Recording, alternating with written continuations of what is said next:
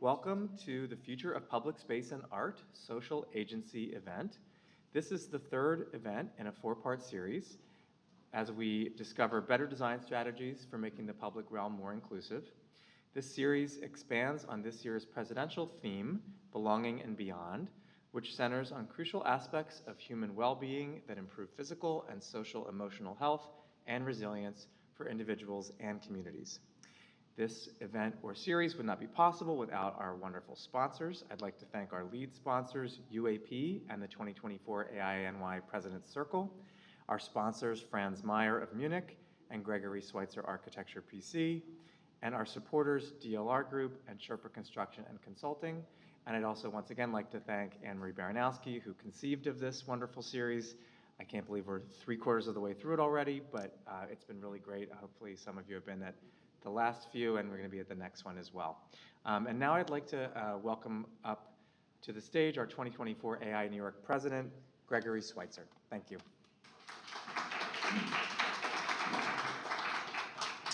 Hi, good evening. I'm going to keep my comments brief.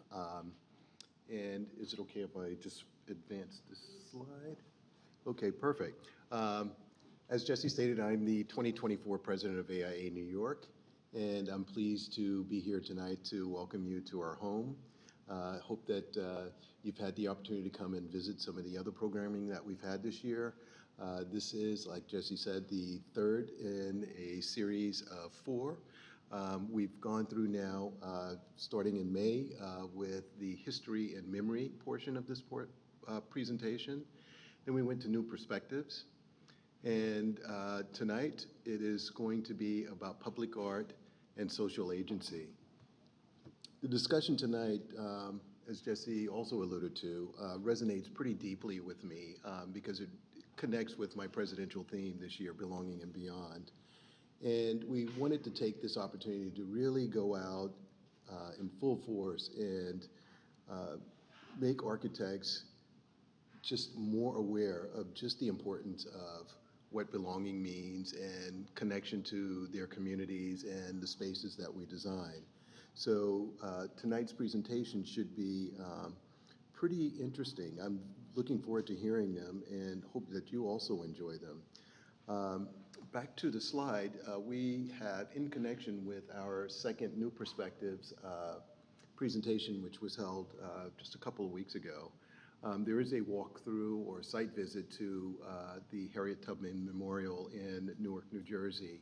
And I welcome you to sign up for that, which takes place on October 5th.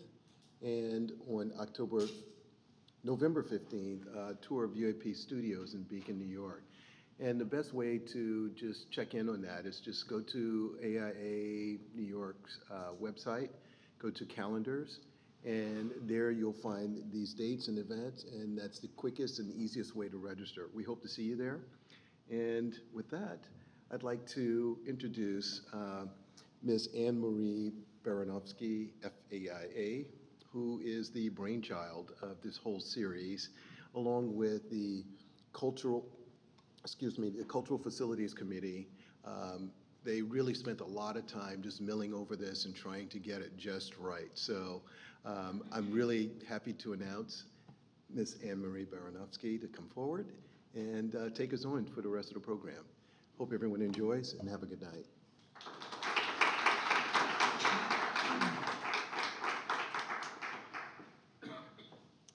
Well, thank you, Greg. And I can't start without doing some additional thank yous, so I hope you'll forgive me. First of all, as the chapter president, Greg has been instrumental in supporting this series, which ties into his theme, Belonging and Beyond, which really propelled this series into being. And just taking a moment, for those of you who aren't aware of it, committee work at the AIA New York is an all-volunteer proposition.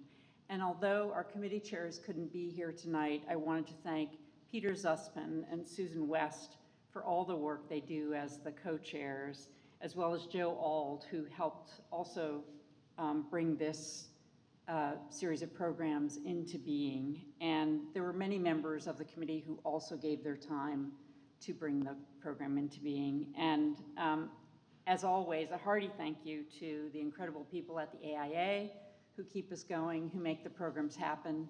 Jesse Lazar, who you just heard speak at the top of this, as well as Suzanne Mex, who's our managing director, and all the dedicated people who bring these programs to being in programs development and communications, with a special shout out to Salmata Kaba, who is our AIA programs coordinator. So with all that gotten through, my warmest welcome to all of you for being here, and thank you for coming. So this series developed also because I'm an architect with a deep interest in the intersection of public space and public art.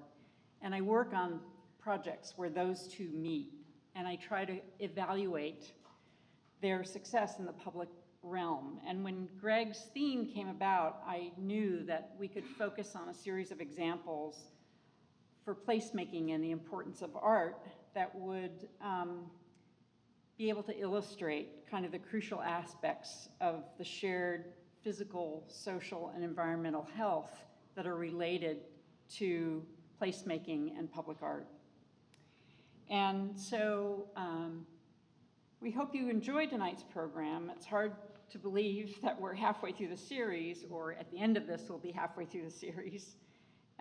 We've covered a lot of ground. And I just want to note, although I'm not going to read these acknowledgements, that while US history may represent collective memory, it is often a collective memory that originates from a European viewpoint. And I share with you the acknowledgements on the screen.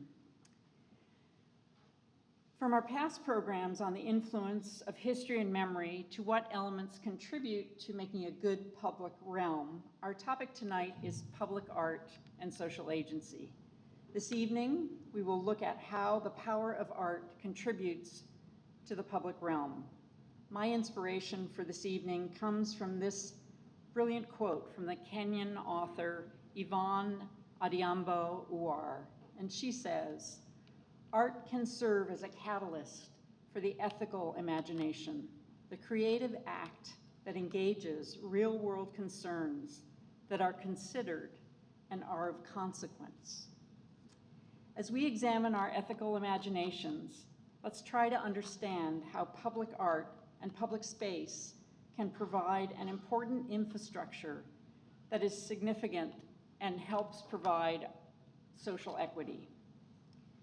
So I've stated this before in our series, so if you've been here before, forgive me, but I think it's really important to restate that alternative frames of reference are tools for understanding diverse perspectives and for us to learn a new design language to interpret both our past and our future. Tonight, we will look at the neuroscience of our brain's reaction to art, how a public agency is investing in its residents through programs for public space, public art, as well as community infrastructure, and how a 40-plus-year-old New York City program that supports public art continues to innovate and provide crucial alliances to advance social equity. As always, my hope for this series is that from a close exploration of these diverse ways of looking, new insight emerges for making public space and public art from which we all mutually thrive.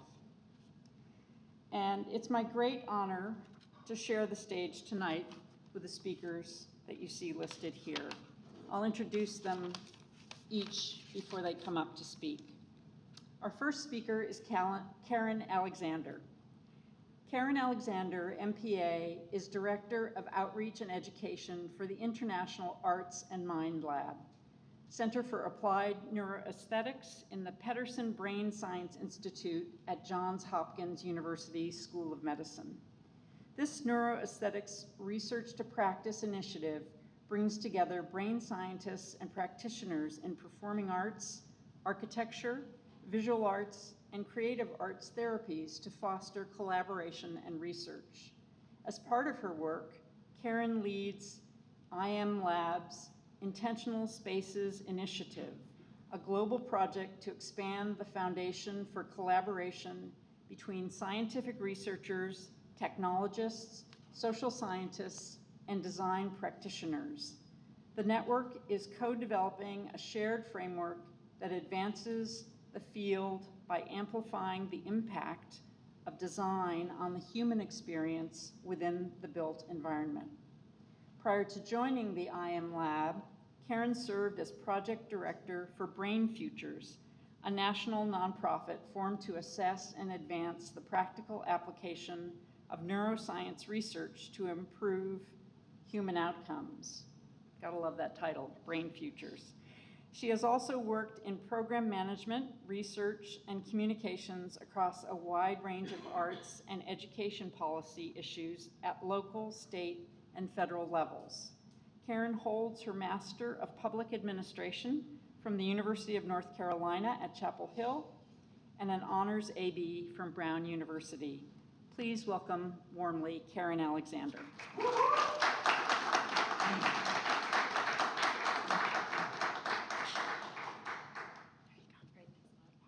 Hi, thank you all for having me. I came up from Baltimore this morning, and it's always a treat to get to come to Manhattan. And I'm glad it wasn't raining because I did love walking today. Can you hear me all right? It's hard to tell from up here. Okay, great. Well, Anne-Marie just stole a little bit of my introduction, which is completely fine.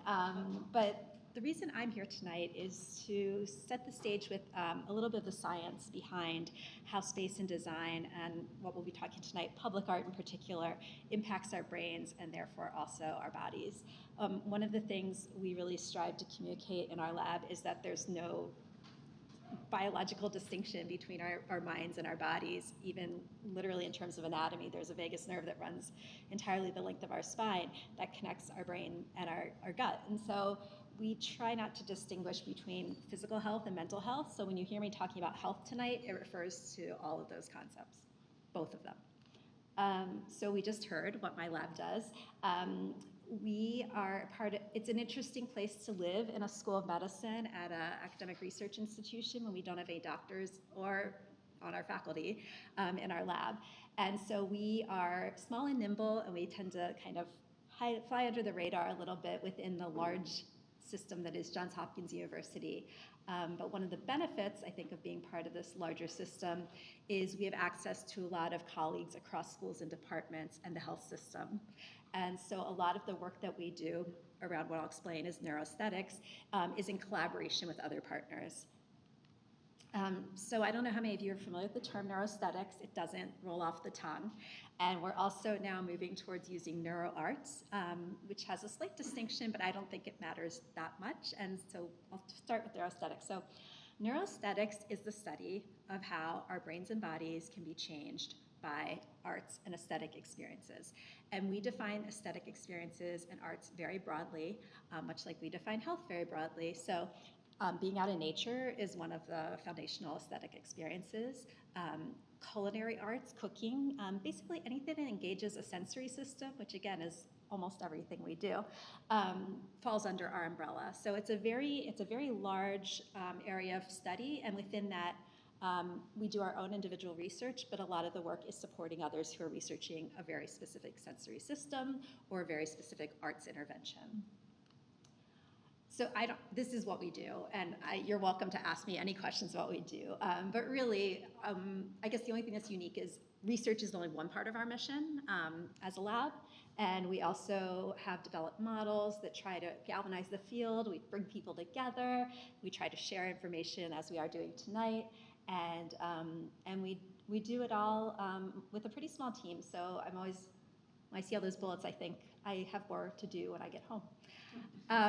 Part of why we're here, why I'm here tonight, is because Susan McSalmon, our director and founder, who could not be here, and her co-author Ivy Ross, who is product design at Google, wrote a book about 18 months ago called Your Brain on Art.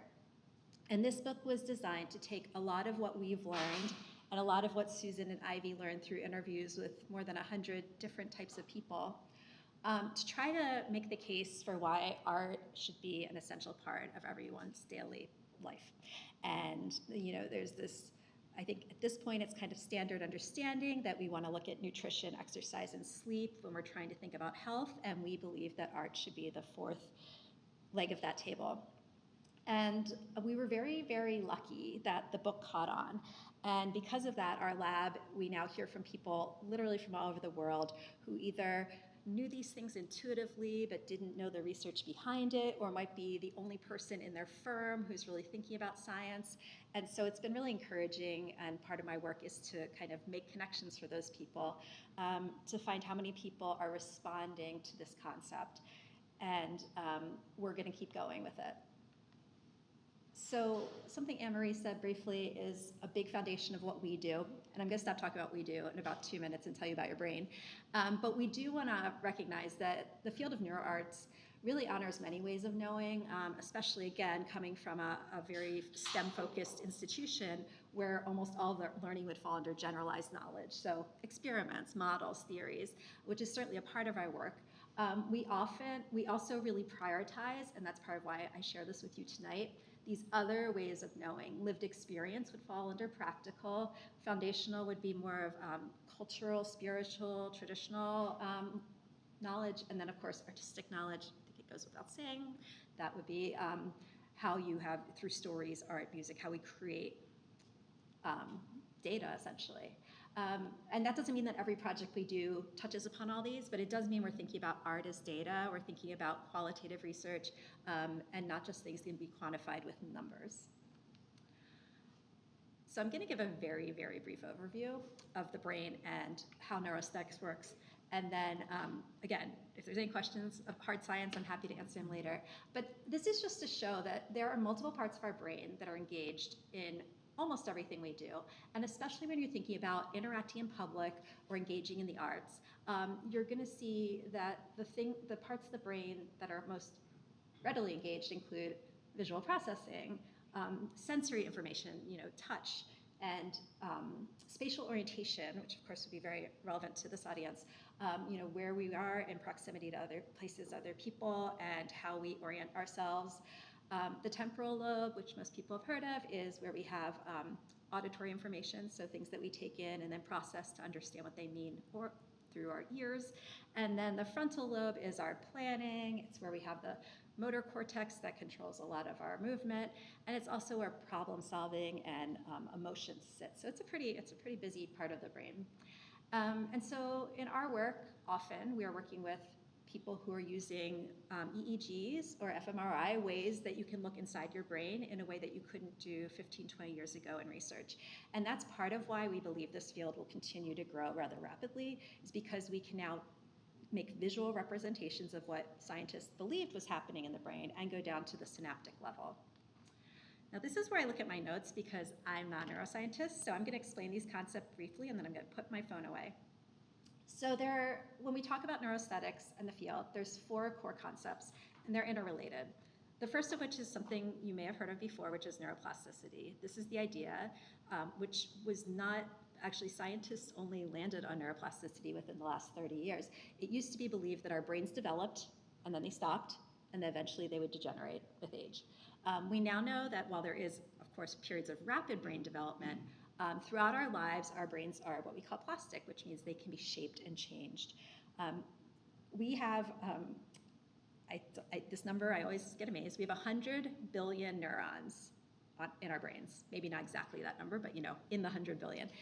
And among those, there's 10,000 of connections that are called synaptic pathways. So neurons communicate to share information across your brain, and there's some illnesses that we know about that relate to traumatic brain injury, for example, or neurodegeneration, where we lose functions that I showed on the brain slide.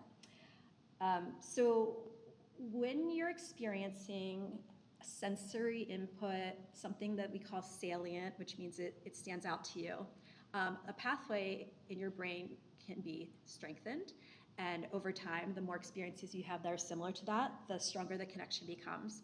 And on the flip side, if you are not being exposed to certain types of spaces, places, experiences, then there's a thing called synaptic pruning, which is where your brain actually gets rid of some of the pathways. So throughout our lives, one thing that's good to know is that we're all still changing, and we're never done, even as we age, but also that you can deliberately try to reinforce certain pathways or deliberately try to prune other pathways by how you are engaging in the world. Now, a lot of people don't have the privilege of choosing how they engage in the world, and I'll talk about that briefly in a minute. So the second core concept, which we think is very relevant, is called enriched environments. And when we're talking about public art, we're going to be talking about enriched environments. These are places that have sensory stimuli, and that, again, salience is the key word here, that stands out to people and that draws their attention. And very, very briefly, there's a famous study, a neuroscientist named Marion Diamond. She had made cages for rats. This was back in the 60s. And every rat had access to food and water, and there was the same amount of light. But one of the cages had toys and other rats in it, and so it was more of an enriched space. There were more things to do. And the other cage was called impoverished space, where literally they just had the food, the water, and light. And what she found was that the cerebral cortex, which is the outer layer of your brain, actually increased in thickness in the enriched environment rats. So there was a 6% difference when they looked at the rats' brains after a few months between the rats that had the enrichment and the rats that were impoverished. And over time, people have replicated that study. They've also done some work in humans, and that was the first time that people really saw the actual physical cortex can be changed, and a thicker cortex, in this case, is better, depending on your environment. And then the aesthetic triad is the idea of what is actually happening in your brain and body when you're in an aesthetic experience. So for example, if you're sitting at a concert or you're sitting in a hard chair. A researcher at Penn, his name is Anjan Chatterjee, they wanted to answer the question, what is happening in your brain and body? What are you doing? And so there's 3 major systems involved. I'm almost finished. The first is sensory motor processes. So this is the initial, we have some kind of stimulation that's either visual or audio, or even olfactory. Scent is a very powerful stimulator. And then, so for example, when you look at a painting, where do you look first? Or if you're touching a sculpture, like how does it feel to you? And that is the start of an aesthetic experience. Then the next thing we get to is where the emotion comes in. So what is the emotional response, and how do I as an individual value the sculpture that I just touched or the painting that I just looked at? And that involves regions of the brain that process reward. So that's the amygdala. So for example, if you start to feel joy or sadness when you hear a music piece, if you start to have a sense of awe, these are all actually processes that scientists are now studying and trying to understand more about how they're invoked, how could we try to encourage them to happen if we want them to be encouraged, or for negative responses, how can we try to discourage them through science. Finally, the third part of the triad is meaning and knowledge processes. So this is where you're using the front, the cognitive space of your brain, to try to recognize the significance of what you've just experienced. So for example, it might be if there's a movie that you're watching, your brain has to understand the narrative in order to complete this triad. Or if you're watching a dance, you might be thinking about the technical elements involved in that dance. And so it's not that everyone is always going through the triad every single time they experience something, because we're experiencing things literally at every second. But it does mean that those 3 processes have now been identified as brain processes that relate to aesthetic experiences. Finally, default mode network. This is the network in brain that happens when you're at rest. And I don't mean sleeping, but I mean when you are pausing. And it's a very important part of our brain health, is to have these moments of pause. So it means that your brain is not focused externally, but more internally. And one great example of engaging the default mode network would be meditation. But there's also much simpler every moment possibilities, like sitting and taking a breath, counting to 10 before you do something, small ways that you can bring pause into your life. And research shows that activating the default mode network contributes to the other positive things we've been talking about. So those are the main principles of the work that we do. And then I want to give you just a few very concrete examples of arts-related interventions and what they can do for you. So looking at music, there's music is the most researched art form. We see that it actually builds synapses, strengthens those pathways I was talking about, and can also contribute to cognitive skills. And there's different researchers studying different elements of music for different conditions, and we try to know a little bit about all of it. So there's a difference in how your brain reacts if you are performing music, so if you're listening to music. There's a difference if you are in a group versus individually. And all these things have different responses within our brains that scientists are now looking at. So neurodegeneration, which I mentioned briefly earlier, this is a class of dance for PD, Parkinson's disease, where people come together, and it started here at the Mark Morris Dance Studio, and they come together and they dance, and these are people who may have difficulty with gait, may have tremors, and so there's, again, data shows that specific evidence-based dance programs can improve gait, mood, as well as sleep and cognition for people with Parkinson's. Okay, this comes back to music again, because again, it's the most studied, but singing, listening, playing music can help reduce agitation in people who have memory loss through Alzheimer's and dementia. And I know that there have been a lot of videos online where you see someone who is very incapacitated in terms of their ability to communicate could suddenly sit down and still play a piece on the piano that they might have known 30 years ago, or a ballerina sits in her chair and can do the movements from Swan Lake even though she is not able to recognize her family members. So scientists are trying to better understand why music specifically has that kind of long-term impact in the memory. More music. Okay, so creative arts therapies, which include visual arts, performing arts, music therapy. The Department of Defense in the US has done a lot of research around helping veterans and current service members manage and process the extreme amounts of traumatic stress that they are often experiencing, and also doing work around creative art therapies for traumatic brain injuries.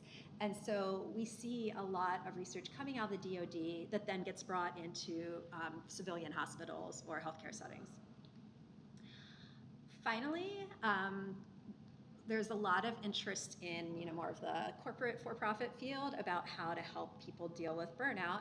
And this is one example. This is a project called Chromosonic in LA, but there's lots of different what we call immersive experiences happening now, where a combination of those sensory elements, light, sound, texture, come together to create what is supposed to evoke a certain mood state. So in this case, it looks like they're relaxing. You might have one that's supposed to help you focus. So again, it's this idea of trying to use the science to advance certain mood states in certain groups of people. So what does this have to do with public art? Well, I think that some of it is self-evident in that when we are experiencing public art in spaces, we are engaging these sensory systems. And there's also this idea of the collective experience of social groups versus individual experience, both of which are happening. If you are in a group, you're still experiencing it individually, but you're also having a collective experience. So about 3 years ago, our lab started the Intentional Spaces Initiative. And there, our goal, which Anne-Marie already shared, is to really foster collaboration between researchers and architects and designers. Because what we hear time and time again is that researchers are focused on a very micro issue, like something specific about the visual cortex, or something specific about music, or something about spatial awareness, whereas designers have to be focused on the big picture in a way, the full design of a space, including the design elements and the layout. So we're trying to foster more collaborations, and we're seeing that more and more, even though, again, we are not the ones doing the research. We're just trying to help people find each other. We had a summit last fall, and these were the 6 questions that we asked our attendees. I'm not going to read them, but we have a white paper that'll be coming out in the next few months that summarizes this, because we had about 300 people, all in person, at facilitated lunch tables, and we asked the speakers from our summit to be the facilitators, because not everyone wanted to sit with them. So we had architects and designers facilitating these conversations and trying to think about these kind of big picture philosophical questions, and as well as what are some best practices that you would recommend currently. And so we'll have a paper coming out about that soon. And then the last thing I want to talk about very briefly, and then I'll be turning it over, is a project that we're doing that's focused on public policy and funding. So we have a document that we created with a think tank called the Aspen Institute, which is called the NeuroArts Blueprint, and it is designed to focus on public policy at different levels of government to try to really help policymakers understand that the arts are essential for health and well-being, because it's hard to quantify ROI on a park. It's not impossible, I don't think, but it's harder. Or it's harder to be able to say, if you do this music-based intervention with this patient, you will save X number of dollars in healthcare costs. But we're working on it. We're trying to get towards more of these economic analyses. So the blueprint is, we are launching an online resource this fall where we're hoping it's going to be a very robust online watering hole for people to come together who are working in any of these fields to directly connect, because what we hear is that people want to be a part of these conversations, but sometimes they don't know where to find them. And Intentional Spaces will have a home on this resource center where people working in architecture and design can come together to learn from each other and share information. And the last thing I'll say is here in New York City is one of our first 3 what we call community NeuroArts coalitions. And these are locally formed groups of many of the people I've already mentioned, scientists, policymakers, artists, designers, and also community, like representatives from community associations. And the goal is to say, we have this framework for you. We know this data that we can share with you, but what would you like to see happen locally?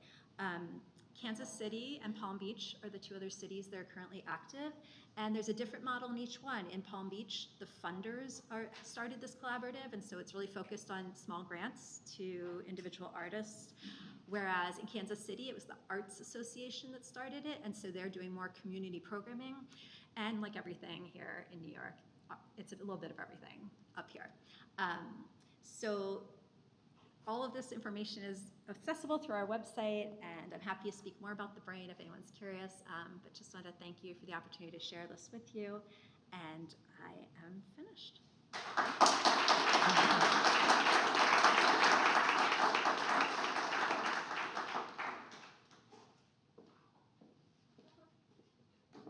Wow. Thank you so much, Karen. It's a great introduction for all of us trying to understand what NeuroArts is. Our next speaker is Alex Zablocki. Alex Zablocki is a veteran public servant who, with nearly 2 decades of experience working with nonprofit organizations and government agencies at all levels. Alex is the executive director of the Public Housing Community Fund, a nonprofit organization supporting over 525,000 public housing residents living in NYCHA communities across the 5 boroughs.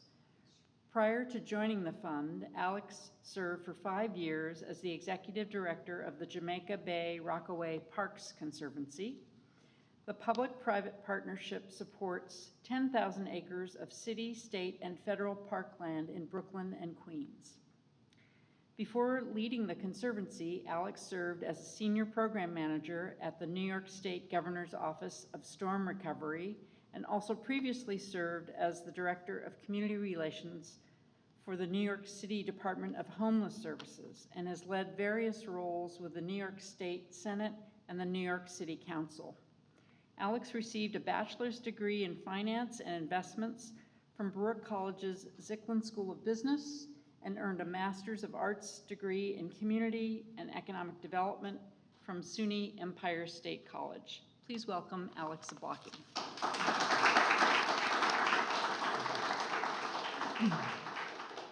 Anne-Marie, thank you for that introduction. And Karen, it's hard to follow your presentation. I also want to thank Greg, of course, AIA, and everyone here tonight for joining us on a really important topic around the future of public space and art. In particular, the theme this year, belonging and beyond, which I think is, in particular, very important to public housing communities across New York City. And whenever I start these presentations, I always like to highlight somebody, normally a public housing resident, but I thought what was most beneficial here for this group is Richmond Barté, who has artwork in NYCHA communities, but also across the country. And we're gonna learn more about his story and his impact on public housing communities in our city and how his artwork came to be.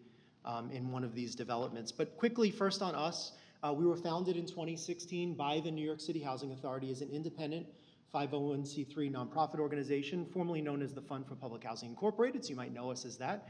We rebranded earlier last year, now known as the Public Housing Community Fund, came up with a new flashy image for our organization, trying to put a new face and name on the work we do. We're a true public-private partnership. You heard a bit about that tonight already, working closely with the New York City Housing Authority, foundations, philanthropic organizations, corporations, and also, of course, the residents of public housing, who serve on our board along with representatives from NYCHA and then private individuals. And last year we raised about $8 million. That's up from $5 million the year before. We're hoping to do $14 million this year. We have to raise many more multiples of that in order to fill the gaps that NYCHA has, but we're well on our way to serving 1 in every 17 New Yorkers. Who here has ever been on a NYCHA campus or visited? I think, Greg, you might have prompted us earlier, right, to get out there in our city, see something different. So I welcome you all to visit public housing. It is public space, part of the public realm. We want it to be thought more like a park in many cases if we have a large campus, and the fact that this is a public asset. 177,000 units of affordable housing across the city. NYCHA is the largest landlord in our city. Housing also the lowest income New Yorkers across the 5 boroughs and 335 developments. You could see here the average income, $25,600 a year, really doesn't do justice to who we're serving. 54% of our residents live below the poverty line, and many are aging in place. A lot of seniors who have lived generationally in public housing. So it's really important that we protect public housing, but also think about the needs that public housing residents have. Over the last 3 decades in particular, the federal government, led by Congress, has disinvested heavily through HUD in public housing across our nation. And NYCHA is the largest public housing authority in North America, larger than the next 11 combined, and they've seen the greatest impact of that. Recently, NYCHA reported that there's a $78 billion deferred maintenance need that they now have, and that's with a B, 78 with a B.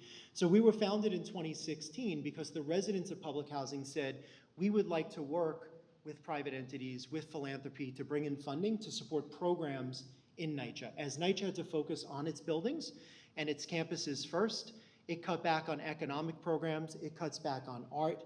There used to be a robust NYCHA Symphony Orchestra. It no longer exists. The NYCHA Talent Show no longer exists. Investments in art in public housing led by the authority, while their intent is there, it really is not there anymore. Those are the first things to be cut. We also work, though, to raise funds to support youth and families. We do invest in NYCHA's open spaces. We'll mention art tonight here as part of our theme. We support workforce programs and NYCHA's entrepreneurs. There are many. And we also look to support a sustainable future for NYCHA. And over the next 10 years, our board, in partnership with NYCHA, is looking to reimagine NYCHA as a beacon of resident dignity and inclusive community. And we want to do that in 3 ways beyond the core work that we do to support residents of public housing. The first is to invest heavily in NYCHA's open spaces. At the fund, we've been doing this for years. We're doing it well. We're doing it with partners. We want to expand that work and scale it across the city. The second thing is to think more deliberately about public art installations in public housing, put residents first in that decision-making on what types of art they would like to see in their community. I'm going to touch on, thank you, Greg. We're going to touch on that a little bit on some of the next slides. And then also think about ways, the third leg, of how we can invest in our community centers. One of the tragedies with public housing, as NYCHA has had to deal with this incredible deferred maintenance need, is how can it use its limited capital to support communities? And community centers are also one of those things that they haven't invested in over the past few years. So we're stepping in at the fund to do so. And I want to just give a shout out. One of the AIA members here tonight, Nicole Vlado, who recently joined our team as Director of Capital Projects. Yes, deserve a round of applause. And Taryn Jones, a future member right here, recent graduate at Pratt, working to lead some of our work at Kingsborough Houses and our Artists in Residency program that you'll learn more about. So I want to start off this presentation with Karen Blondell.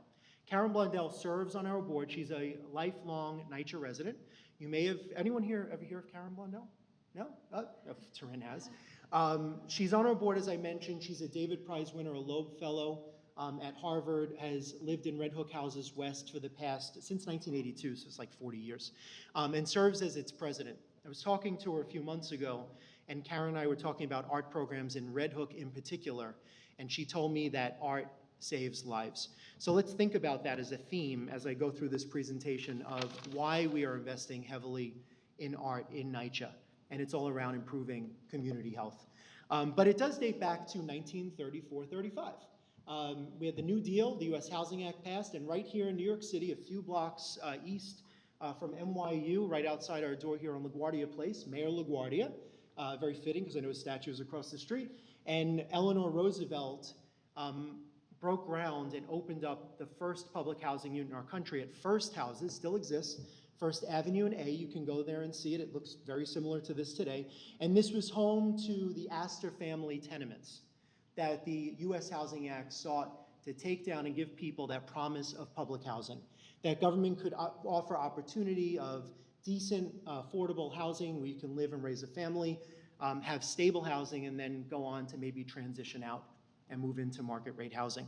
And what's important about First Housing and Art is that when they built it, they didn't just build buildings for people to come and move in, right? Immigrants that had immigrated here from Europe, but they incorporated art.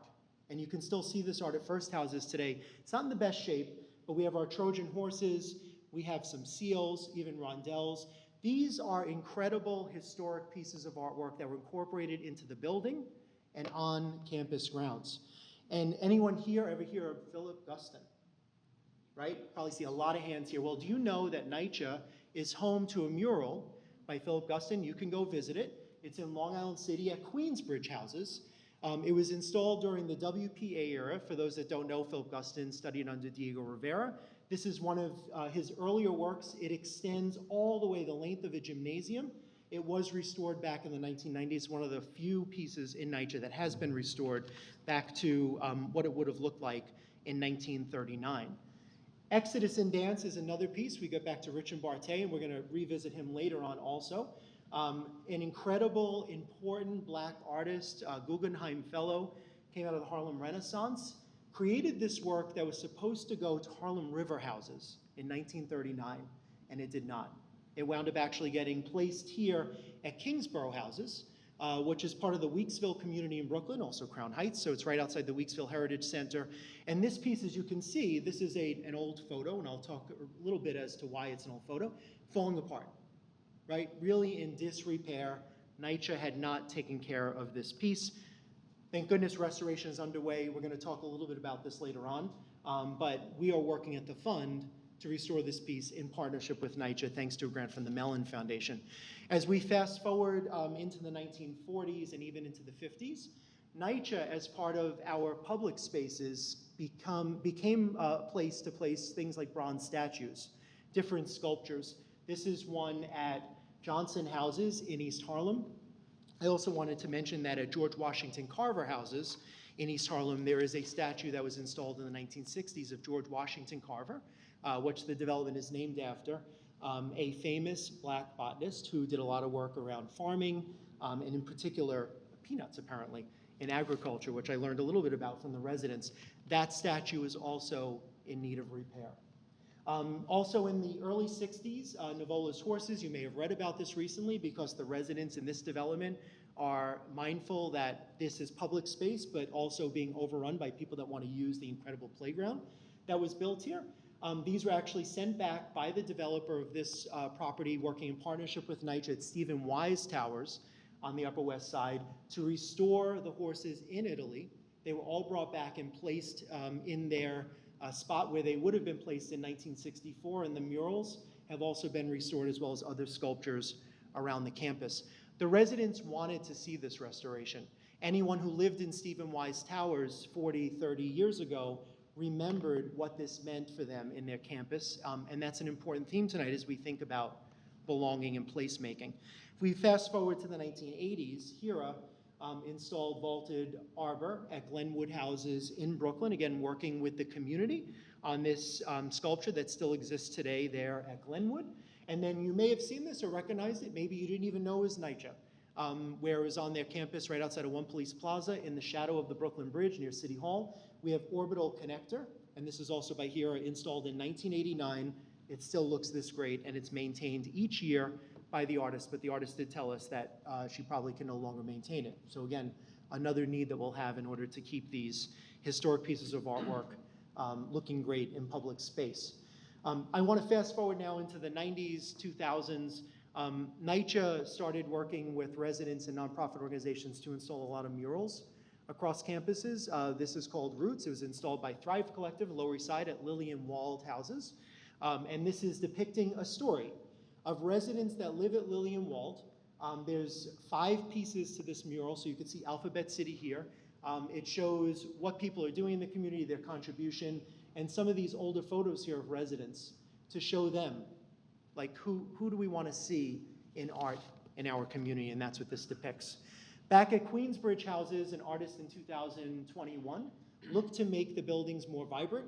We probably, if we have an experienced public housing across all 335 developments, might think of these brick buildings, towers in the park, maybe have 2 or 3 colors as part of that color palette. In Queensbridge Houses, the largest public housing development in North America, they worked with artists to bring life and art to the bases of the campus. They also use this art as wayfinding, because Queensbridge Houses is a huge campus, and it's very hard to find buildings. So that's one way that we use art in public housing in order to tell a story, and then also, in this case, have other co-benefits like leading people to certain buildings. We recently funded this thanks to funding from Lincoln Center in 2024. You may know that Amsterdam Houses was built behind Lincoln Center, and when Lincoln Center was built, they built a wall so that Lincoln Center would not connect to the public housing that it was neighboring on the Upper West Side or San Juan Hill. Most recently, Lincoln Center donated funding to us to support Amsterdam Houses, Amsterdam Edition, which is next door, and also Harborview Terrace Houses that I'll talk about. And we installed this mural and a few others with Laura Alvarez at Amsterdam Houses, so you can view these murals along the streetscape on Amsterdam Avenue in the 60s. NYCHA also worked with the Department of Cultural Affairs through the City Artists Corps and Art Bridge, a nonprofit, in the last 2-3 years to beautify scaffolding. Anyone here ever seen scaffolding in our city? I don't have to ask. We know there's thousands of miles of scaffolding across the city. NYCHA has a lot of it. We know that because of Local Law 11, and wanted to bring life to scaffolding. Here is an image of South Beach Houses in Staten Island, where the residents worked through participatory design with artists, and of course they're depicting here the first responders of the community. That's what they wanted to see depicted on their scaffolding. All over the city you can see these in NYCHA communities. And then this mural installation was installed with funding that we provided from Helmsley Charitable Trust and Art Illusion up at Patterson Houses in the South Bronx. And this is a central area that hadn't seen a lot of love in many, many years. They call it Patterson Square Park. And this mural depicts famous faces of Patterson. So we have Iran Barkley, a world-class boxer, a basketball player, I don't know all the names here, an actor that's on television, there's a musician, and this was recently expanded to include other NBA players that had come from Patterson, all resident-led, and then there's other components that were installed by the residents as well, and this was to bring life and activity and hopefully provide places for bringing community together and improve, again, community health. And this is a project that we did directly that will be expanding soon at Harborview Terrace Houses on the west side of Manhattan at West 55th and 11th, right behind CBS Broadcasting Center, where the vice presidential debate was held last night, literally next door. And here we work with the residents from July to September of 2023 to reimagine a 20,000 square foot play space at Harborview. If you saw the before pictures, it was a vacant space that had not been invested in since 2000. All rusted out basketball courts and hoops. The pickleball court did not exist. They wanted pickleball. We now have a senior pickleball clinic at the site. We're in our second cohort of that. A new basketball court, seating, planter areas, but what's most important here around art is that around the space is 20,000 square feet of murals with the term "You Belong" translated into 26 different languages spoken at Harborview Terrace House and the neighboring community, including in Braille. And that's something they wanted. I was looking at this exhibition, Greg, earlier, walking around, and there's a quote behind this wall if you want to go see it. The more we listen to our communities, the deeper our art becomes. And You Belong is about a changing neighborhood of Hell's Kitchen, Clinton Hill, and the gentrification, and how this NYCHA community has a place here, that they belong, and that's the story they wanted to tell. When we listen, that's the type of artwork we get. We work a lot with art partners. I mentioned a few of them, I'm not going to go through the whole list, but there are many, many more partners. So I just wanted to mention that also, that everything we do is in partnership. We're not an arts organization. We merely raise funds and try to push conversation forward and change the narrative to bring these resources to public housing. But we are doing locally, in public housing, directly I should say, is restoration of Exodus and Dance. We broke ground in January of this year with the city, with HUD, with NYCHA, the Weeksville Heritage Center, and of course the residents of Kingsborough houses in Crown Heights. And I am proud to report, thanks to Turin's work and others, the frieze has been fully restored by Evergreen Architecture. It's now packed up in the Bronx. It's sleeping until November, early December, and we'll be reinstalling the panels back on a brand new wall. As part of this program too, we also brought in an artist in residency program, working with Fulton Art Fair there from Brooklyn, to listen to NYCHA residents about what types of art programs they want to see. We'll be reinstalling murals on the back of this wall. We have an oral history project. And what's most exciting, we have not announced this, but we had an RFP out if anyone here applied. Thank you for applying to the RFP. We did select a firm to work with. We kicked off last week. We'll be announcing publicly soon who that firm is, and they're working on NYCHA's first story walk design and installation, which likely will include art as well to tell the story of this community. We're also managing a $3 million grant from the Mellon Foundation for a citywide artist in residency program, first of its kind in NYCHA. It's a 20-month residency where the residents of public housing met with us in every borough, so working in Richmond Terrace in Staten Island, Bushwick in Brooklyn, Astoria in Queens, King Towers in Manhattan, and Bronx River in the Bronx. We engaged residents in what type of art they would want to see in their community, the art mediums they would want to explore, and what artists they wanted to work with in their community for 20 months. That framed out an open call. We put that open call out there. We work with the Public Design Commission and the New York City Department of Youth and Community Development on this, as well as NYCHA. And these were the 5 artists we selected. Tina Thompson Pope is a dancer, also grew up in Seth Low houses. Crystal Clarity, working in Richmond Terrace. Crystal Clarity's working in Bushwick houses. She's a painter and also might be doing something in NYCHA's open spaces there. Tamara Cosby is an Astoria houses resident. She's working on spoken word, a little bit different.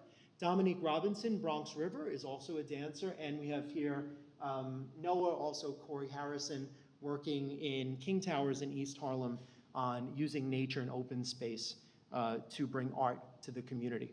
And this is all the areas we're working in. We also work with youth across NYCHA. This was the first of its kind program with the Met to have an internship program where 25 NYCHA youth earned a salary from January to June working at the Met, getting exposed to careers at the museum while also learning about the incredible artwork there and the parallels to what exists also in NYCHA. And they worked on a final project called Artivism, using art as a form of activism. And then I mentioned that NYCHA talent show that doesn't exist, but we wanted to bring it back.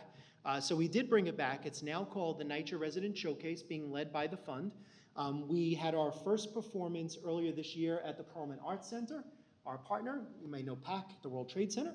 And then on October 26th, if you'd like to come on the lobby stage, we'll be hosting our next NYCHA Resident Showcase with a fashion show, spoken word, singers, dancers, etc. So art goes beyond just the physical.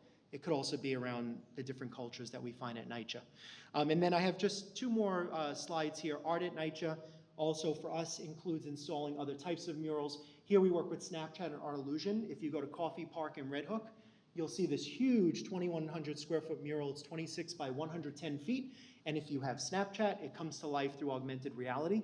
We work with youth to create that with programmers at Red Hook Houses West, and this was designed by the residents of Red Hook and speaks to a bit of the things you might see out of Red Hook, including Statue of Liberty there, a little bit different. I highly recommend going to see this piece. And then we're also using art to support entrepreneurs. So most folks may not think as public housing as being the place where there will be a lot of entrepreneurs, but we have thousands of entrepreneurs. We support folks that are working on businesses around childcare, food, and construction. And on Governor's Island, we have a partnership, NYCHA does, with Governor's Island to have a container where food business entrepreneurs from NYCHA can sell their food for 1 month. It rotates. And this container wasn't looking that great at the foodie spot, so we came in at the fund, we redesigned the logo and beautified this container so that we would give our residents a little bit of an edge when they're selling this stuff. What really interests me when you're out I'm here gonna end in here, the community, this kind of you know, it should be something that embraces everyone's voice, and it's a platform for everyone to be able to speak to what is important to them. what they want to see in their community. I love seeing that. Like when we're in the process of painting, you'll see like throughout the mural just all these interesting images. Like some of it like just makes me laugh. Some of it's like super interesting. Like very spontaneous work is like popping up throughout the whole mural. Not one person could ever do that, right? You need the whole group to come up with all these different ideas. And so for me, that's also the challenge, because it could turn into chaos quick. If you have all these different ideas and all these different people and all these different styles, it could just be like, it could end up not looking nice, right? So how can you, as an artist, how can you make sure you guide it in a way where it becomes something people can be proud of? I've been here for what, like 10 plus years now, and I've never seen nobody do something like this for the community, like a big mural that look nice. You mean, you ever seen somebody like redo a basketball court, redo the garden? But this big colorful mural, it's like it's not gonna go nowhere. It's not gonna get messed up. Like, I feel like it's good for the community. When they come to the community, they see it, and it pops out and it stands out, and they're like, wow. Yo, shout out to VX, you heard? Feel me? My family, I love y'all, you heard? Straight from Patterson, the real, feel me? We just better in the community out here. That's what we can do. We just want to see NYC grow and prosper, for real.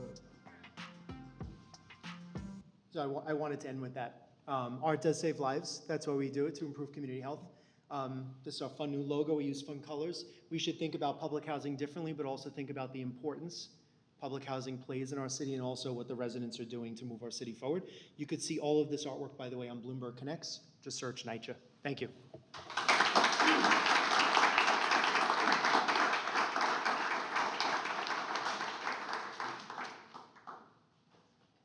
Thank you so much, Alex, for that great presentation. Our last speaker is Kendall Henry. Kendall Henry is an artist and curator who lives in New York City and is specialized in the field of public art for over 30 years. He illustrates that public art can be used as a tool for social engagement, civic pride, and economic development through the projects and programs he's initiated in the US and internationally. He's currently the Assistant Commissioner of Public Art at the New York City Department of Cultural Affairs and oversees the city's temporary and permanent art commissions through the Percent for Art, Monument Commissions, Public Artist in Residency, also known as PAIR, and City Canvas programs. Kendall is an adjunct professor at NYU's Steinhardt School of Culture, Education, and Human Development, and a guest lecturer at various universities and educational institutions, including Rhode Island School of Design, Senior Studio, and Pratt Institute's Arts and Cultural Management program. He served as the Director of Culture and Economic Development for the City of Newburgh, New York, where he created the region's first Percent for Art program. Prior to that post, he was Manager of Arts Programs at the Metropolitan Transit Authority, MTA, also at the Art and Design Department, or known as Arts and Design, for 11 years. During this time, he has overseen the commissioning, fabrication, and installation of MTA's permanent art projects, served as a member of the MTA's in-house design team, and produced temporary exhibitions at Grand Central Terminal. Kendall was also elected to serve 2 3-year terms on the Americans for the Arts Public Art Network Council. Please welcome warmly Kendall Henry.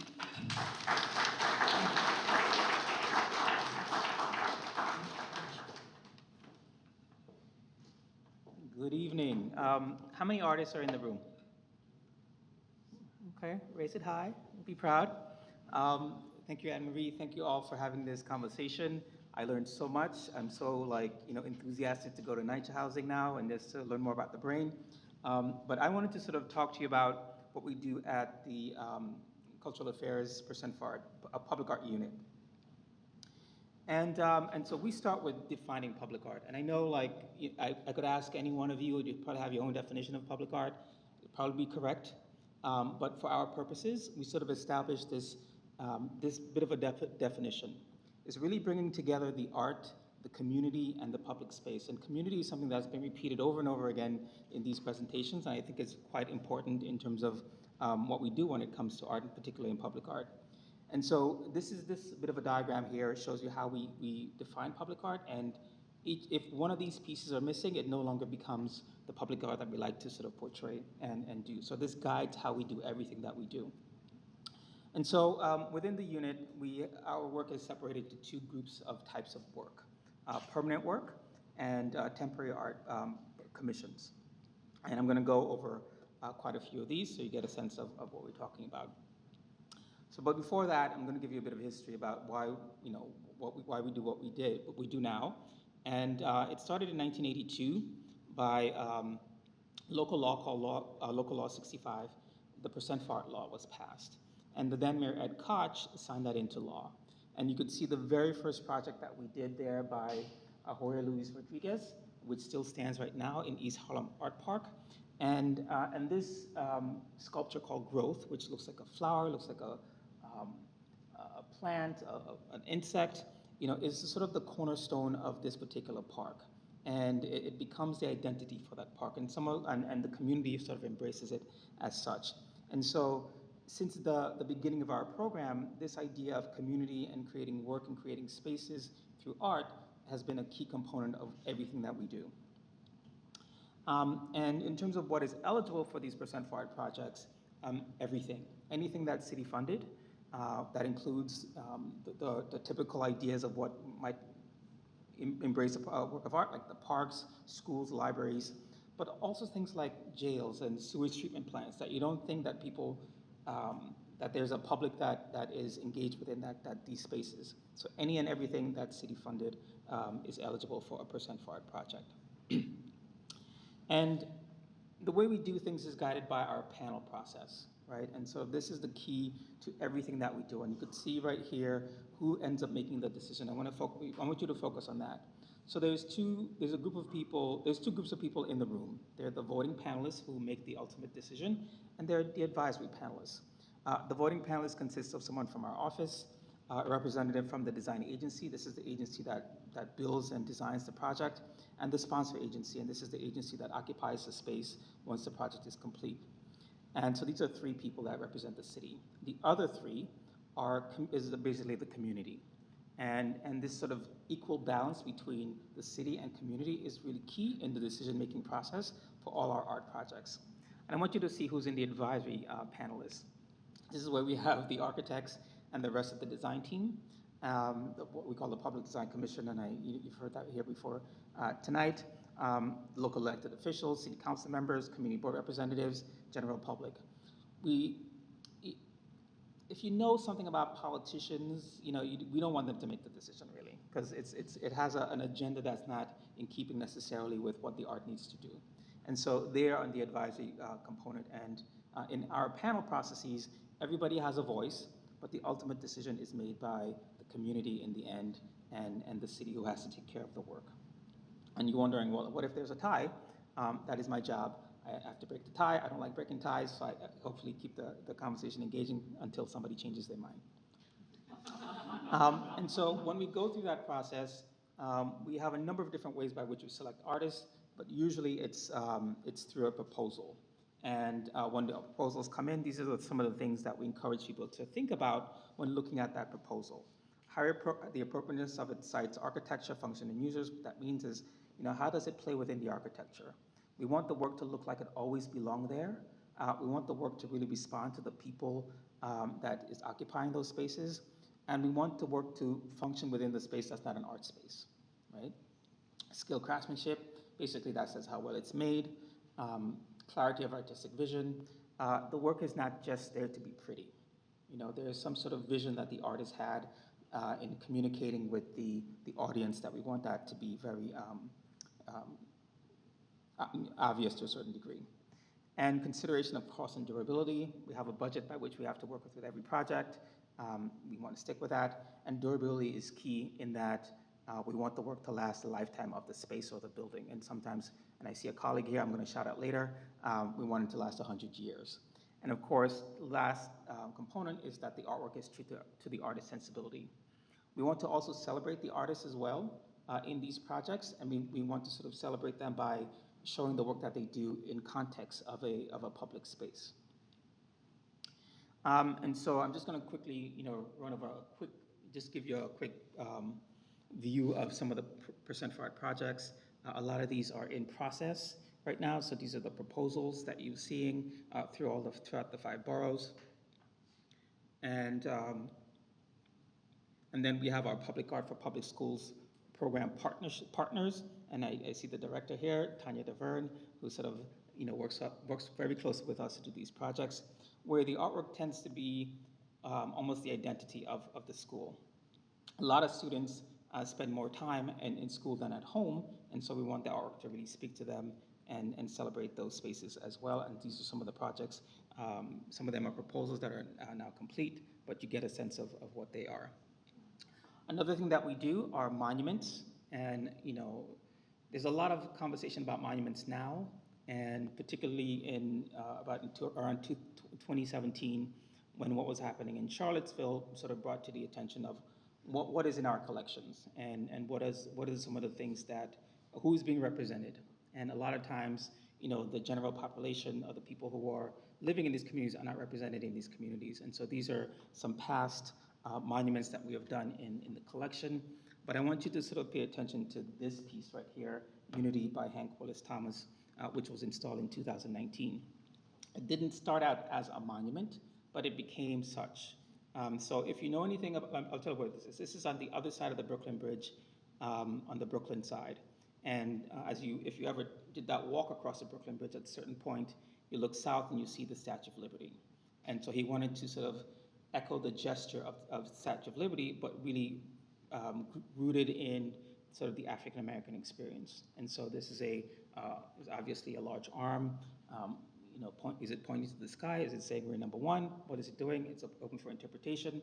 But the arm is actually from an immigrant, a very specific immigrant that was used as the model, and to sort of evoke that meaning. One of the things about doing permanent public art is that it's open for interpretation, right? And so you look at this, and some people may say it's number one, people point to the sky. You may see something else. And so that's some of the things that we have to deal with. So right after we install this work, and you see that in the middle, somebody thought it looked like an ISIS symbol, or it represented an ISIS symbol. And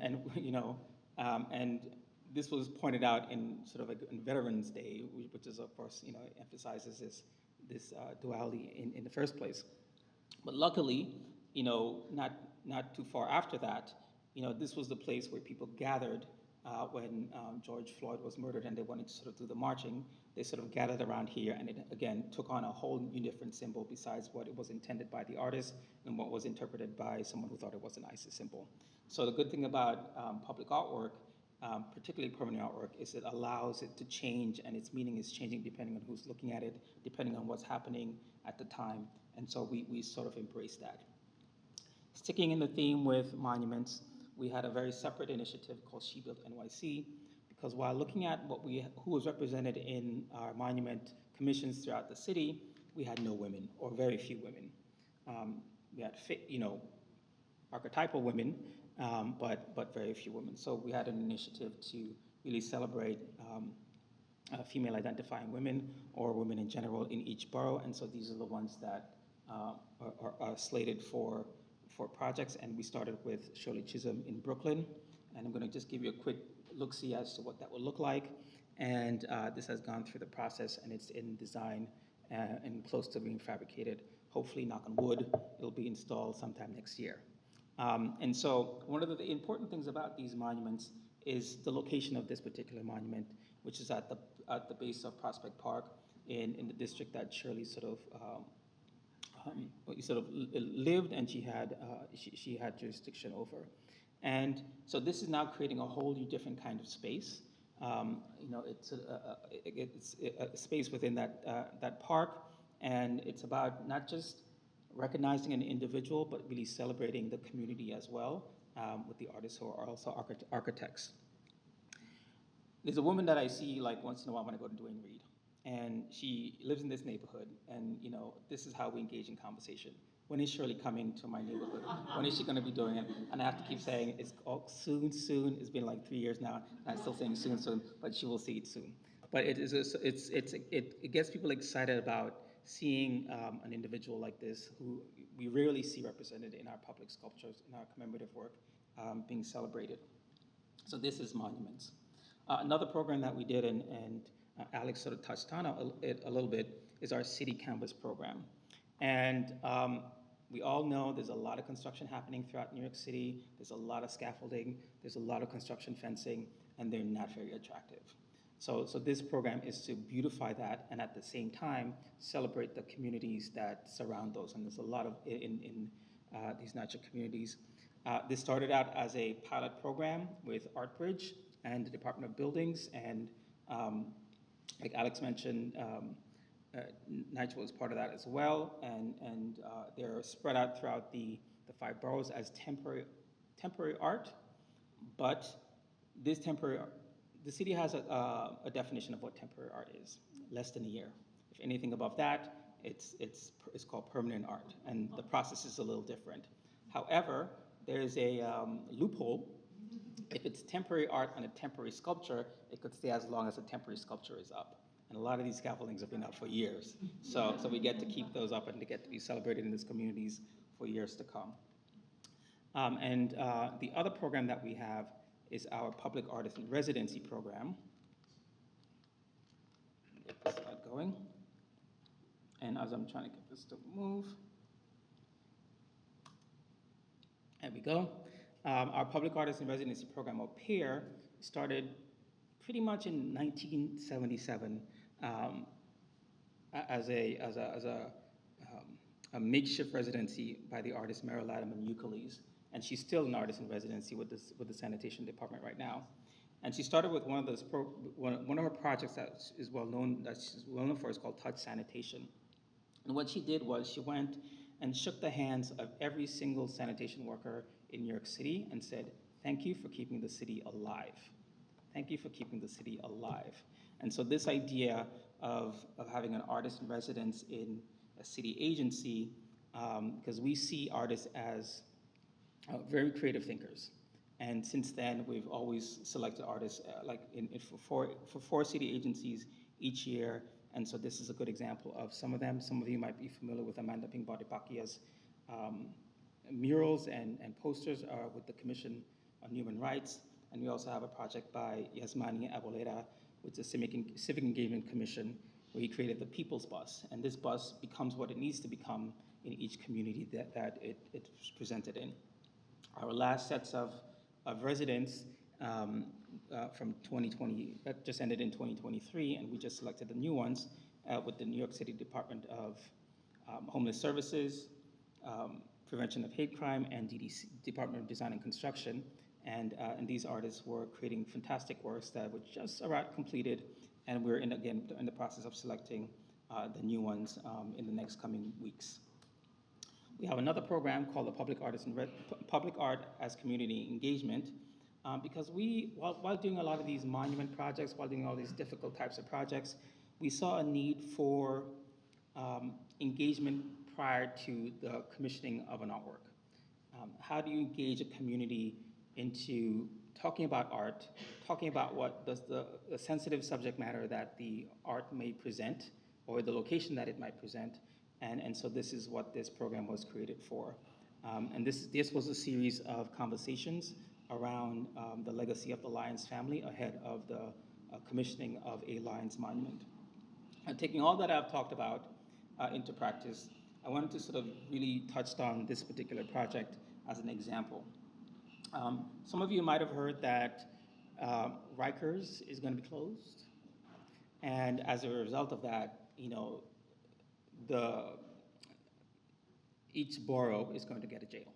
And so this is the Borough-Based Jails Project. And what you're seeing here is a rendering of the Borough-Based Brooklyn facility in downtown Brooklyn.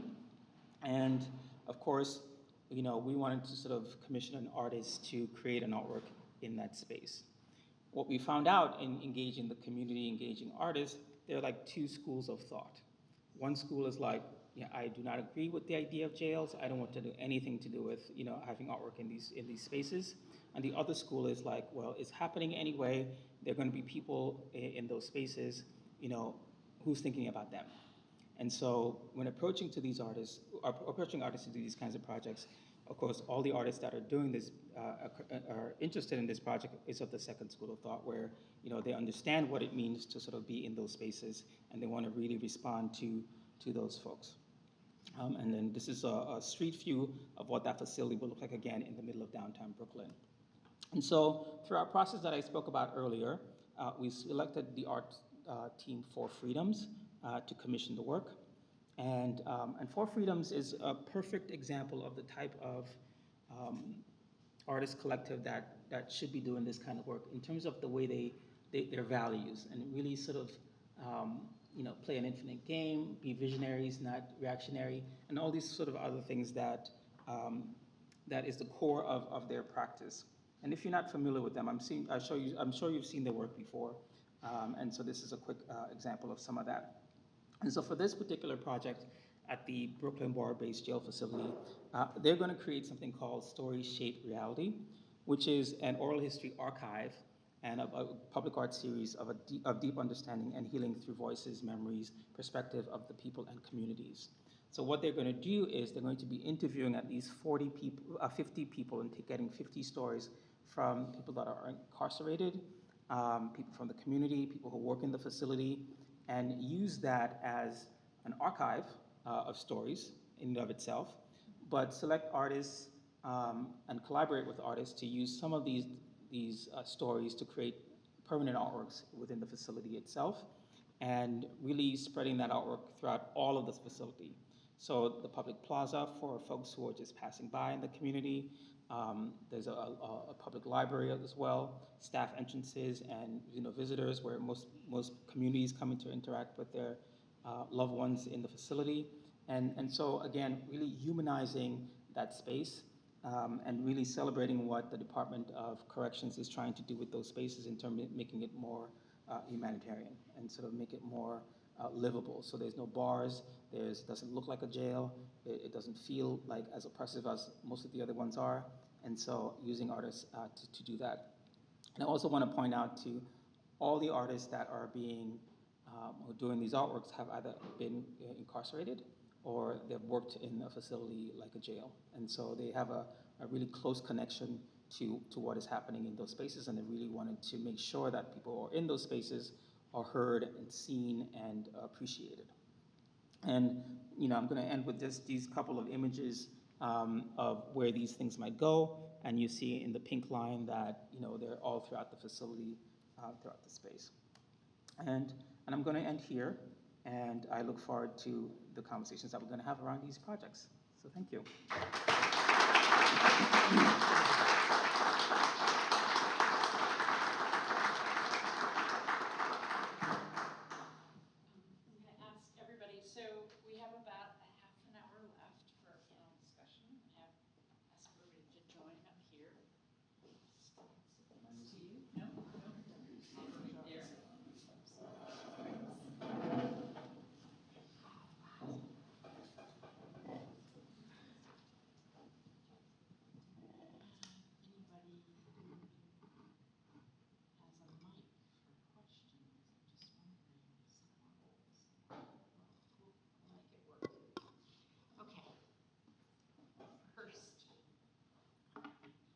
Thanks to you all for these wonderful presentations.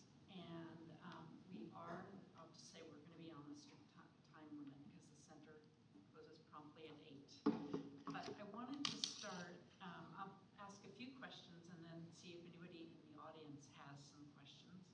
So I wanted to start with Karen and ask you a little bit about the Community Neuro Arts Coalition in New York,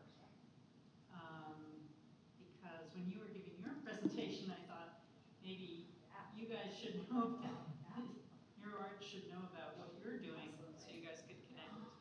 Sure. So I think the organizing partner, it's safe to say, although there are lots of partners involved, is the Janelle Arts and Health Lab that's based at NYU. And so you're out here. And they have been doing a series of meetings in partnership with the World Health Organization. There's a lot of acronyms here, but the WHO has collaborating centers where they don't provide funding, but they provide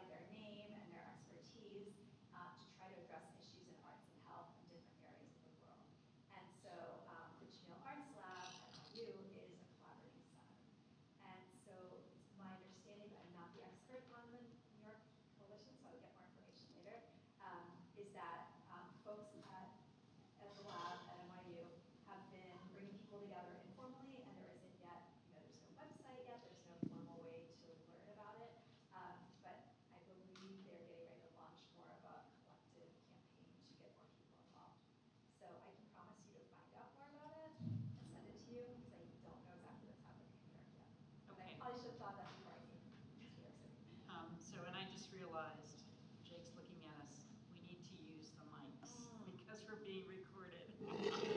Thank you. So here we go. I'm going to go right, unless either of you have comments on what Karen just mentioned, I'm going to turn to Alex and ask you a little bit about whether you could tell us a little bit more about how residents, what the process is for how residents have a say in how the art happens. And maybe, I was thinking maybe an easy way to do that is to pick a particular project. You had talked about the NYCHA Harborview Terrace Houses project. Maybe give us one example for how that happens. Is this working? Can you all hear me? Yes. I'm going to give that example, but I wanted to just more broadly talk about NYCHA's intent to guide all of their projects around open space and even art around a resident-led process. It's called Connected Communities. So any architects in the room, if you're interested in working in NYCHA communities or how NYCHA works, there is a Connected Communities framework that's available to be downloaded on NYCHA's website. And that was designed in partnership with us, Hester Street, NYCHA, and the Department of City Planning a few years ago. And that sets forth the framework for community engagement around most open space projects in NYCHA. In particular with Harborview, and this is true for most of our communities, the work that Taryn's leading at Kingsborough, our citywide artist in residency program. At the fund, we set up stakeholder advisory groups. We also provide, that are made up of residents. We provide residents stipends to serve on the stakeholder advisory groups. And those residents are typically led by resident leaders. So in NYCHA, each community has 5 elected volunteer resident leaders, a president, vice president, treasurer, secretary, and a sergeant-at-arms, and they are elected by the residents of that public housing community. So we work with them first, and then we look to broaden outreach from anyone 11 years of age or older. So at Kingsborough House, as an example, we have well over 6 or so young people that are ages 14, 15, and 16, and we engage residents through the stakeholder advisory group. So at Harborview, they started the conversation. They help us with outreach. They help guide the process with the artist. And then we typically hold conversations like this.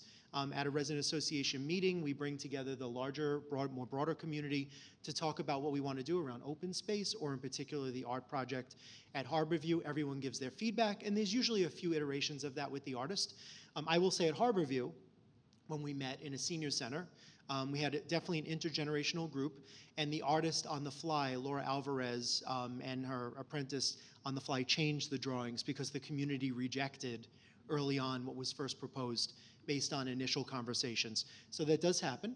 And then the artist amended her plan on the spot. We had a projector. She used an iPad or some device, and they loved it. We had a standing ovation at the end, and we had approval.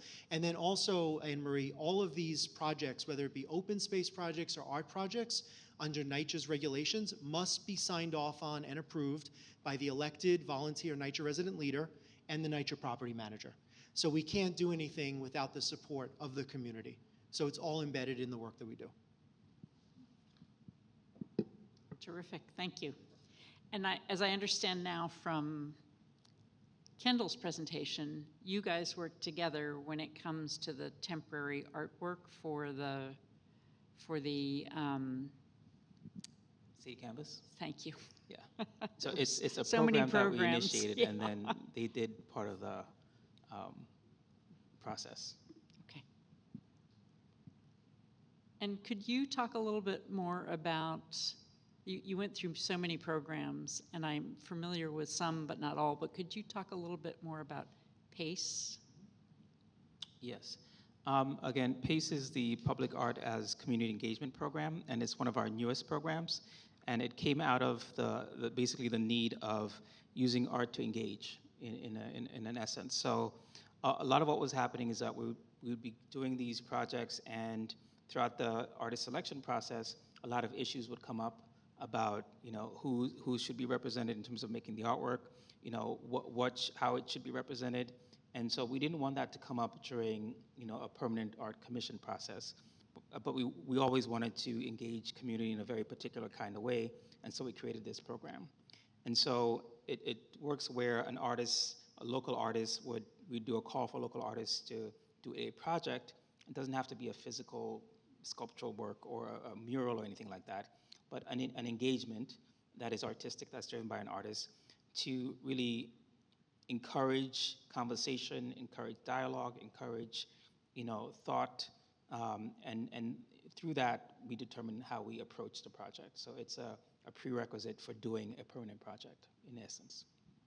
So could you give a more specific example of a project that someone's doing that's not necessarily a physical result? Yeah, I'll give an example. So for example, when we were doing a project at a police station in the South Bronx, and in that particular community, when you say police, nobody wants to be involved with that at all, and on both sides.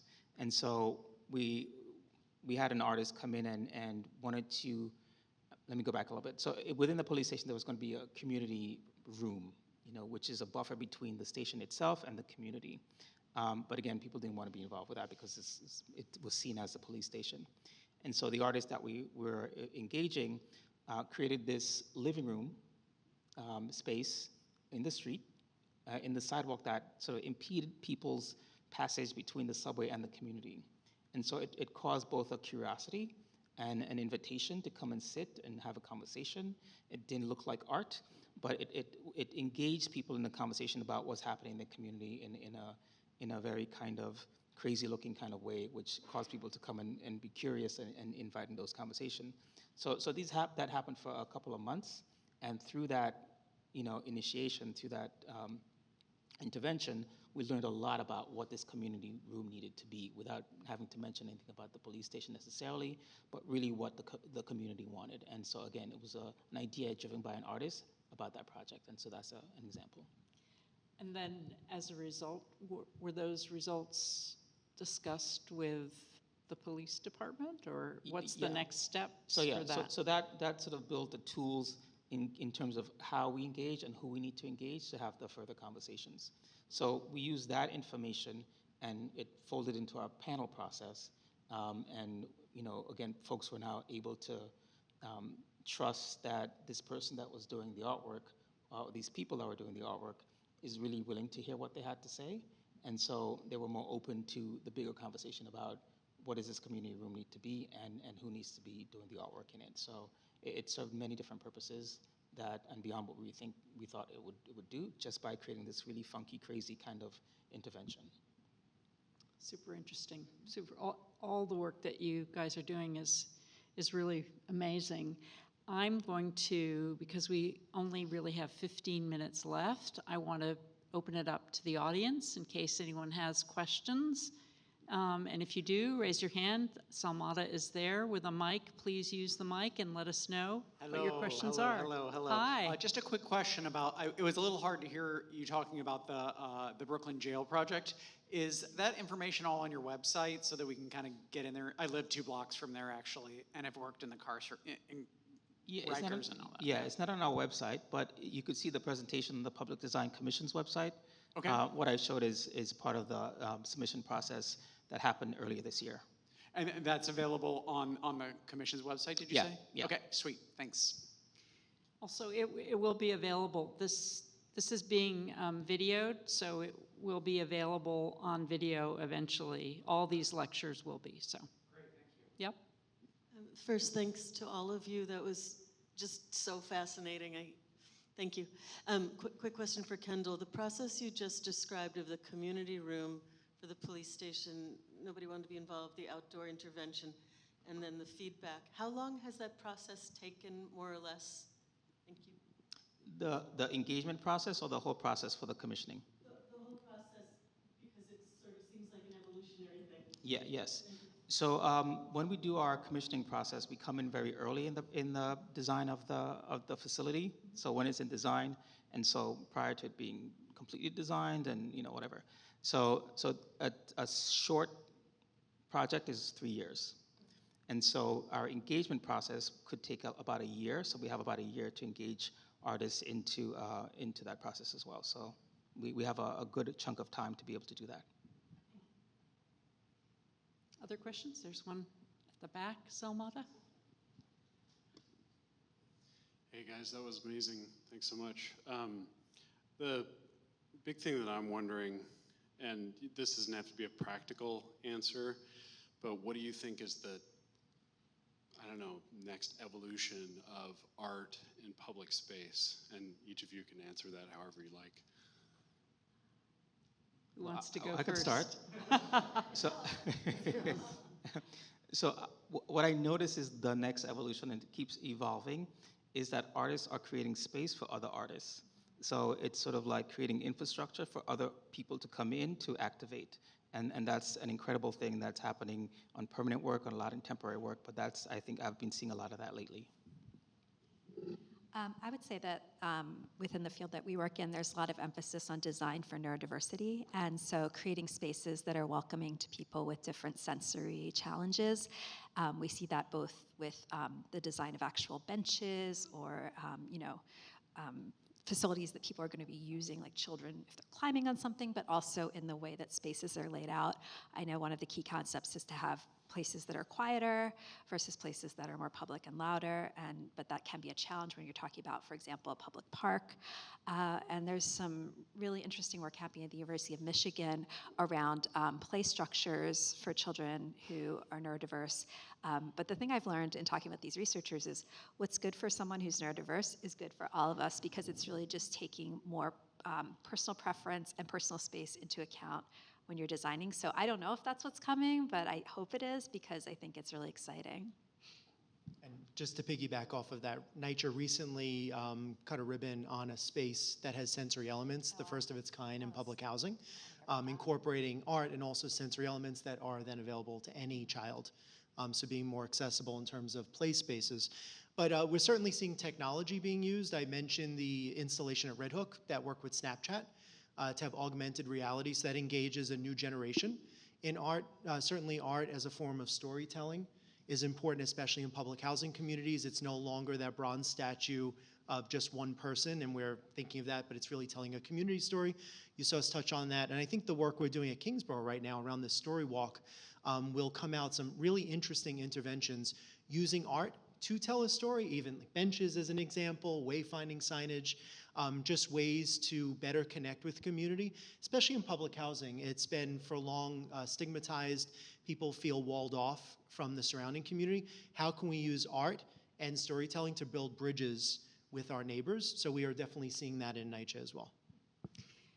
And I think what I'm realizing from these first three presentations is that diversity, I see diversity as having a much broader meaning than even I imagined when starting this series of projects, meaning that diversity, as we've thought about it in terms of ethnicity or types of people, also for me has expanded to different age groups as well as different capabilities of people, and it just sort of has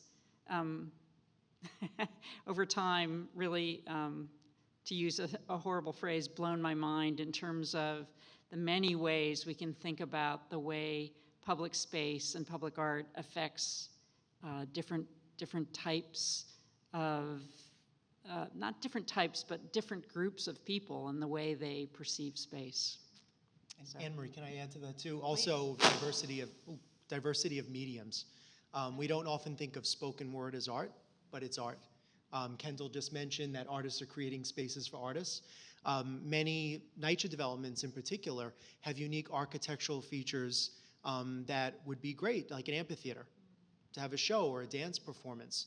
So our artists are not just building physical, they're also presenting, and then it's gone, right? It's an experience. It's about them exploring their own cultural senses or whatever they want to, that story that they want to tell through these different art mediums. So we're seeing more of that as well, more diverse types of art. See another hand up? I have a question that I hope maybe all of you could share your perspectives on, because I imagine you each look at it maybe a little bit differently. Kendall, you sparked, you had a phrase that sparked some questions and ideas for me, and it was art as identity. And that kind of led me down a little loophole through my mind of imagining what spaces are like without art, and how kind of cold and lonely those places can feel. But then in contrary, when there is art, sometimes that focus shifts from a lack of something to something people critique. Art can often be criticized for not being good enough or just being different. And so I'm kind of curious to hear from all of your perspectives the benefit that art has from a space that is lacking of it and a space that is abundant. Kind of what are the challenges of both of those? We don't have time for that. I'm quickly going to say, one of the things that we aspire to do is when we go through the process of selecting artists, of the process of commissioning an artwork, we want to end up with the community that lives with the work, owning it, taking ownership of it. I don't mind criticism, that's always good. I do encourage, I hope, that there's dialogue and creating the space for that dialogue to happen and to understand that I see something different than you might see, but let's talk about it and let's sort of find some common ground within that. So takeaway is we go through a process, and I see everybody here is talking about community and working with community and it being driven by that, and how we define that is up to the folks that are going to live with it, but taking ownership, and that changes everything. So I hope that touches on the answer to your question, because that could be a whole thesis in terms of how to answer that, so. Yeah, I'll go next. I mean, yeah, having a bottoms-up process versus tops-down, which it used to be, by the way. There would be some person that had art, right, and they wanted to install it in a public space, and they said, this is what we think belongs here. And that's not the case anymore. So I think we've evolved as a society, certainly around art. And I would agree with Kendall. We like controversy. You know, people should be having conversations around art. We should try to create art, hopefully have spaces, if it's community-led, that might ruffle some feathers, right? Change people's perspective, get people thinking. We also want them to experience something, especially when we want to tell a story. Not everyone might agree with it, but this is what this community wants. It's their art. Art is in the eye of the beholder, and we're all going to think of things differently. I like something different than someone else, and I think that's what makes it so special. But definitely that bottoms-up process is really key here. I think you've heard a common theme around that. I don't have much to add except to say that when people study color in particular, that can be one of the sensory elements that can come with a lot of cultural context, but those of us who have grown up with a certain perception of these colors represent this thing might not even be aware of it. So I think that just comes back to why, if the community itself is making those decisions about not only what are we doing and how are we doing it, but also what colors are we using, I think that's going to tie in, because there's a mural that you might do in one neighborhood might be offensive looking to people in another neighborhood, but that's because that's a different cultural perception of those colors or the themes. And so I think that it's wonderful that you're doing so much work in so many different communities, that you also, again, this idea of art as data, I really, really hope I can tell you're capturing images of the work, but there might be an opportunity through the many, many universities you have here for someone to help you also think through, could you draw some additional data out of what you're producing? Because it sounds very, very rich. So I will somewhat play the devil's advocate, and speaking as someone who's trained as an architect and someone who's somewhat of a minimalist, and say that art can simply be well-proportioned space and light, and art can encompass that as well.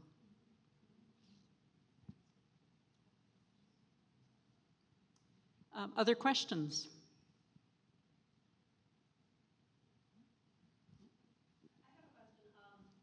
Please wait for the mic. A quick question about the Percent for Art program. Do you ever sell artwork that is created for that program years down the road that increases in value? It increases the value? Yeah, I'm just curious how that works. Do you have to own it to keep it, or do you end up selling it sometimes? Yeah, so I don't know about the increase the value part, and then what is value and how are we measuring that. But when we commission a work and we go through the process of doing that, it becomes part of the building or the space. It becomes one with the space, and that's the goal of commissioning these works. So to separate it from that space, it's no longer site specific, and so the value might diminish or not. And so that's a very complicated question, but we measure value in terms of not the monetary value necessarily, but the value of what it means to the community that has take ownership of it. So there may be works that cost nothing to put up, but people love it so much that you try to remove it. It's uproar. That happened with the Cube in Union Square, where it was meant to be temporary, and 50 years later it's still there, and people love it so much they damage it, trying to spin it, and then we took it out to repair it, and people were freaked out. So the value of that is much more than the monetary value of the sculpture itself, and so that's what we aim to celebrate as much as possible. Thank you. Could I add to that also with public housing? There are priceless pieces of work in public housing from that WPA era.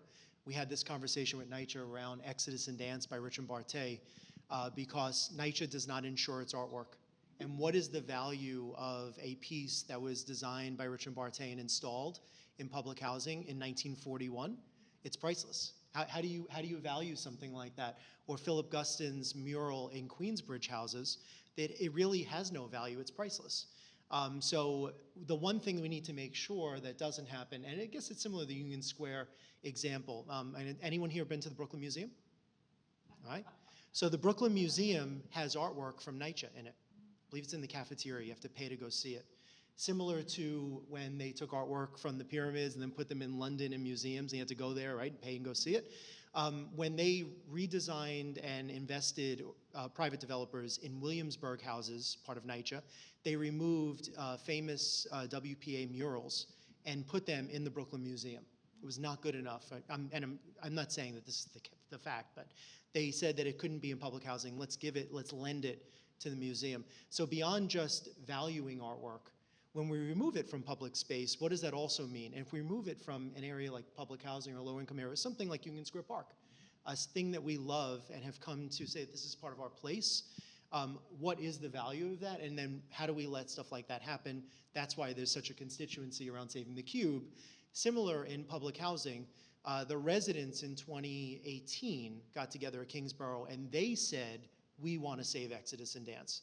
They were the ones that lobbied the Speaker of the City Council and their council member to get the funding to save Exodus and Dance, because they didn't want to see it either crumble or be put in a museum. Because for them, that was priceless. So it really doesn't have value. So I don't know if you can look at these pieces in terms of the monetary value. There's social value, there's something else there that I'm sure people can study till the end of time. As to what that Cultural means. value. Cultural value. Other questions? Someone else? Or a repeat?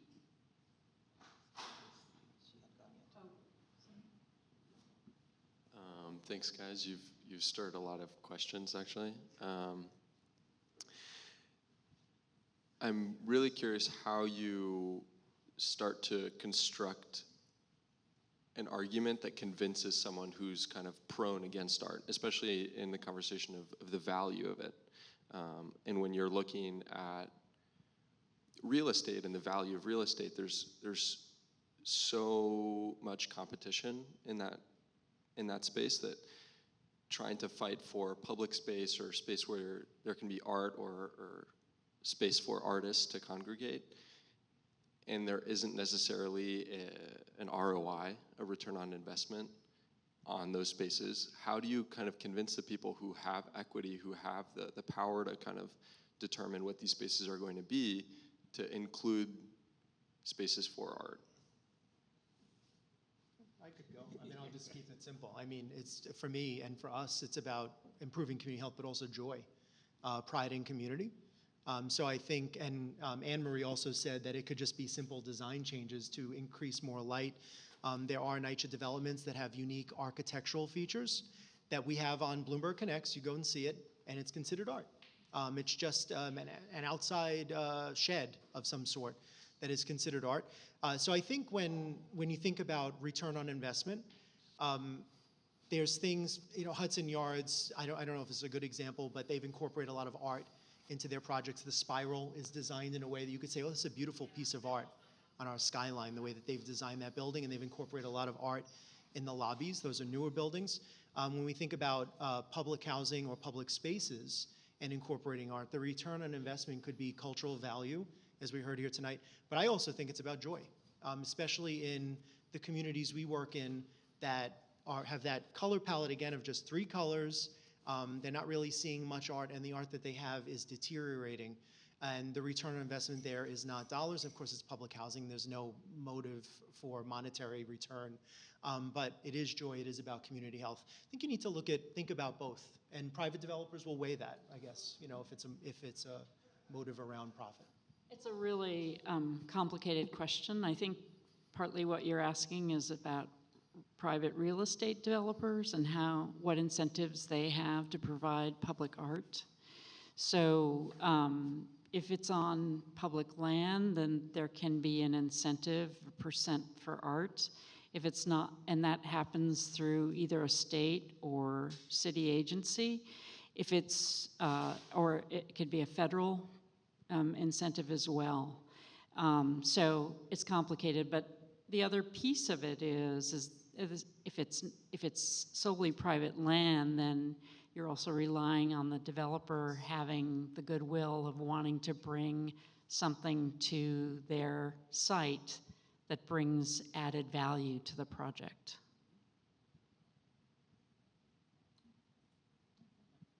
I just say very briefly that part of the Blueprint project that I mentioned is to try to educate groups of public people, and that includes people who might be purchasing higher end private developments where if there's a consumer demand for something, the market will meet it.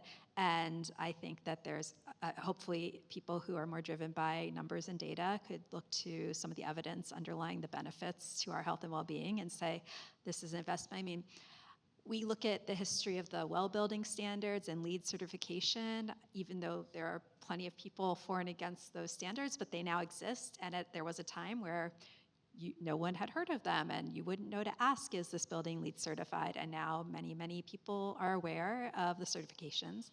So similarly, could there eventually be some kind of certification or, plaque on the wall when you come into a building that certifies that it's good for you in some way around the arts? I think that's not something our lab is working on, but it's certainly something that, environmental factors weren't being considered decades ago, and now even if you're not doing it, you're aware that there is a demand for buildings that meet those qualifications. So maybe someday. It's a great idea. Yeah. I think just the way now we think of sustainability as necessary, and it's not necessarily part of infrastructure, but it's being come to look at that way. I think public art should be looked at in a similar way.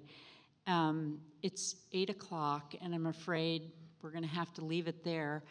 I really would encourage all of you to look at signing up for some of our other programs, especially the tour on Saturday, October 5th, to see Harriet Tubman Square. I thank you all for coming and for your questions. Please give our panelists a round of applause.